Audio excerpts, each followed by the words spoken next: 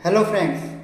हमने अभी तक जो हमारे आईसीयू सीरीज है उसमें 8 लेक्चर बना दिए हैं। आज हमारा 9वां लेक्चर चल रहा है जो कि है फीवर।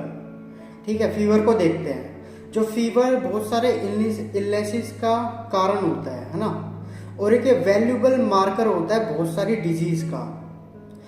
इसके अंदर जो हमारा प्राइमरी कंसर्न होता है वो एक इन्फेक्शन होता है कि इन्फेक्शन के वजह से तो ये कोई फीवर नहीं है ना। और ये बहुत सारे कारणों की वजह से होता है, जैसे ड्रग रिएक्शन, किसी ड्रग से रिएक्ट कर जाए, मेलिग्नेंसी या कोई ओंकोलॉजी हो या कैंसर हो, है ना, या वीटीई जैसे वेनस थ्रोम्बो एम्बोलिज्म, उसकी वजह से भी फीवर आता है।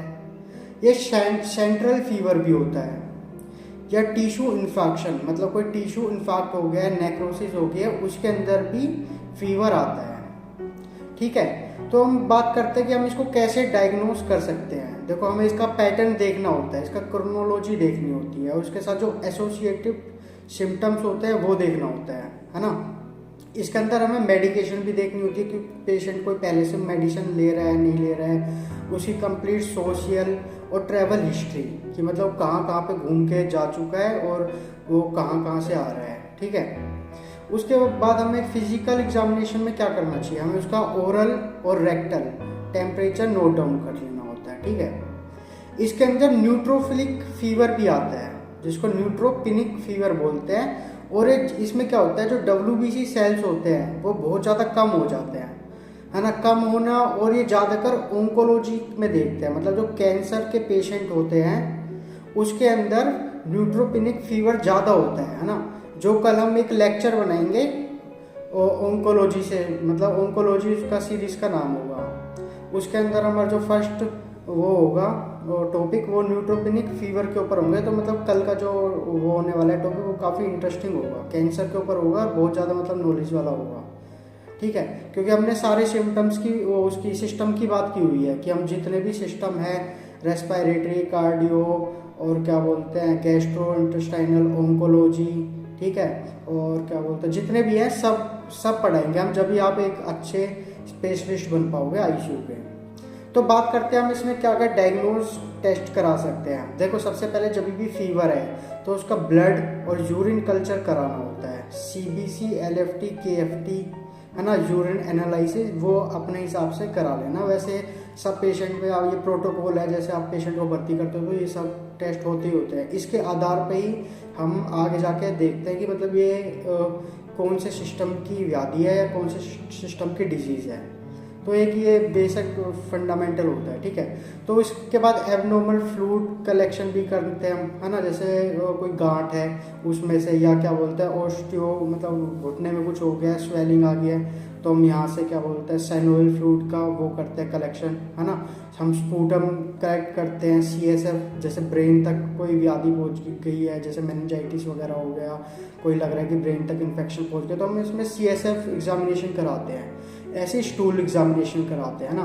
ये कुछ टेस्ट है, इनको आपने एक कॉपी रजिस्टर ले लो जिसके जितने ज़्यादा पेजेस का हो उतना, और जितना मैं पढ़ा रहा हूँ डेली का डेली उसको नोट डाउन करते रहो, क्योंकि ये बहुत लंबी सीरीज होने वाली है जिसमें आप यदि इतना 10-15 मिनट डेली का दोगे तो आप बहुत अच्छे एक आईसीयू स्पेशलिस्ट बन पाओगे। ठीक है, तो जो कल्चर हम कराते हैं, ये सारे जितने हमने कल्चर बताए वो हमेशा एंटीबायोटिक से पहले कराने चाहिए, है ना, क्योंकि जितने भी कल्चर होता है, जो इन्फेक्शन होता है, जो बैक्टीरिया होता है, जो वायरस वगैरह होता है, वो क्या बोलते हैं ट्रीटमेंट के बाद कम भी हो जाता है, तो हमें एक अच्छे से अंदाज़ा नहीं बन पाता है।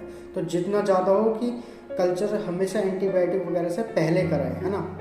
और ज़्यादा ही सीरियस इन्फेक्शन हो तो उसमें कल्चर की देरी नहीं करनी है, उसमें हमें डायरेक्ट एंटीबायोटिक लगानी होती है। तो जो ये फीवर है, फीवर के लिए मेन मेडिसिन कौन कौन सी होती है, देखो इसमें हम एस्प्रिन और एसिटामिनोफेन, हम ड्रग क्या बोलते हैं इसके डोज पहले से बता चुके हैं ना। तो ये क्या बोलते हैं ड्रग ऑफ चॉइसेस बता रखी है ना। और जो इसके साथ हमें फीवर में एंटीबायोटिक भी लगाने के लिए, पेशेंट अनस्टेबल है हीमोडायनेमिकली, मतलब क्या बोलते हैं उसका हार्ट रेट बढ़ रहा है, ब्लड प्रेशर कम ज़्यादा हो रहा है ना, तो उसके अंदर हमें एंटीबायोटिक का यूज़ लेना पड़ता है ना।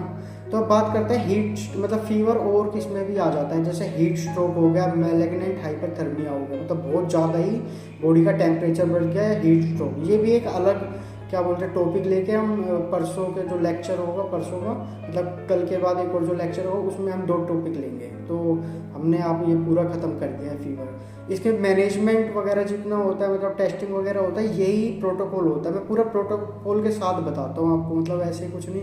मतलब 5-6 बुक्स मैं यूज़ करता हूँ, जैसे डेविडसन होगी, देखो जैसे ये होगी द ICU बुक होगी, है ना, और क्या बोलते हैं ये होगी डेविडसन, ठीक है।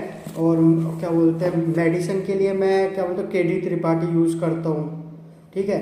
और पैथोलॉजी फिजियोलॉजी तो सब पढ़ते ही हैं। और क्या बोलते हैं the Washington manual of therapeutics होगी, है ना।